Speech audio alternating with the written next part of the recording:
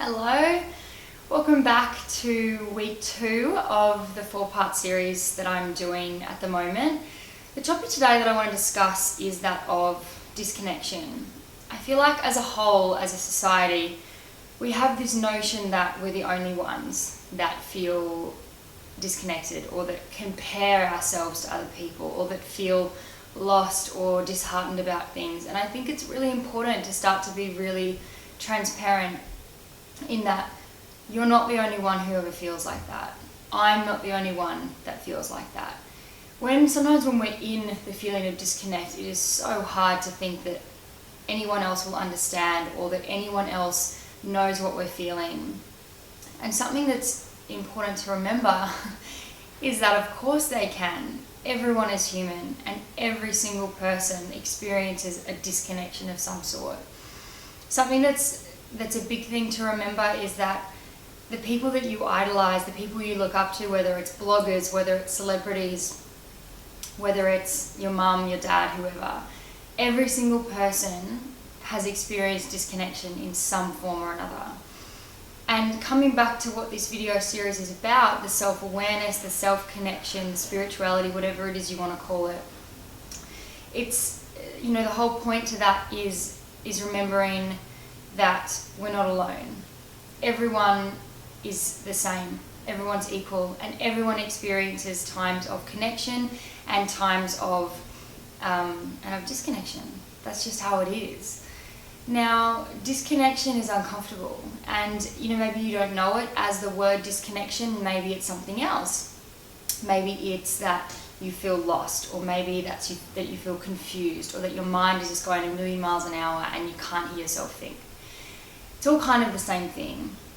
So disconnection is that feeling when nothing seems to work. Everything seems to be a hassle or a push. You're constantly pushing for something to happen, or you're trying to force something to happen, or nothing seems to make sense.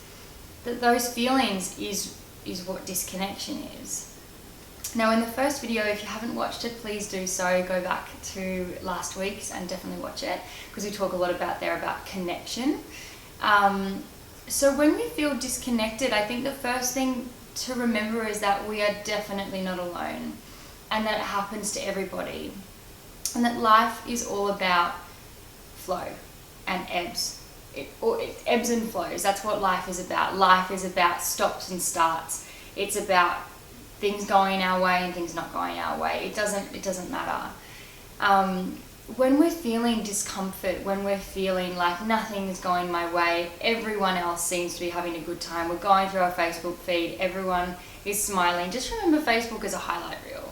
Nobody will ever put a status up saying that they've had the worst day in the world and that they feel really ugly and they're comparing themselves to the girl in front of her in the yoga class. No one's going to write that, but everyone feels it at some point.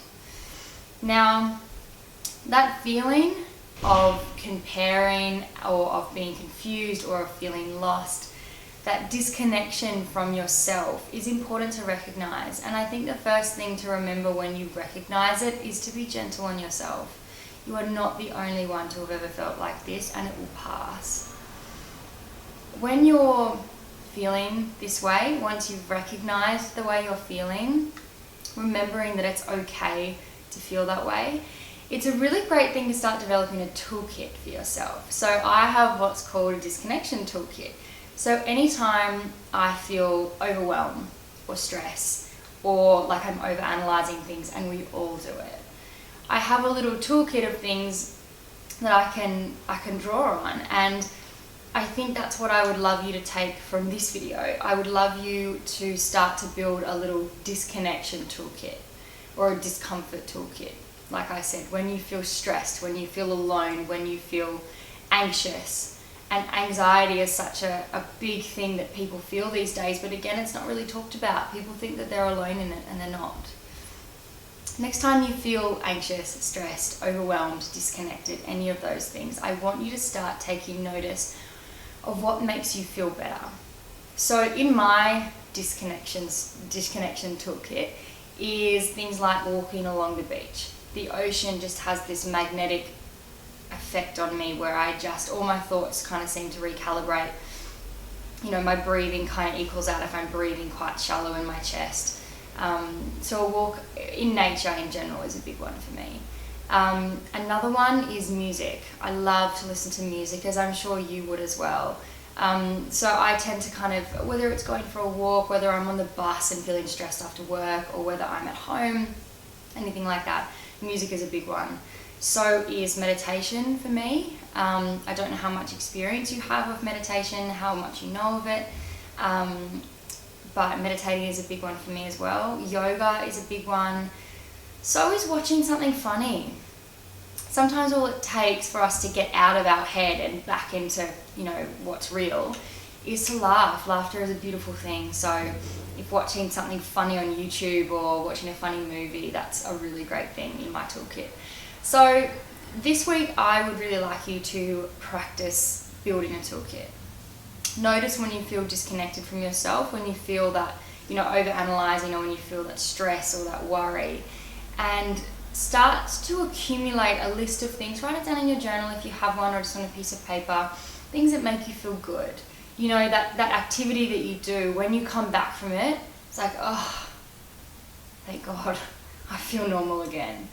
Take notice of how you feel after those sorts of things, because they are in your toolkit. They are the things that are going to make you feel yourself again. And that's what we're after, that connection to self.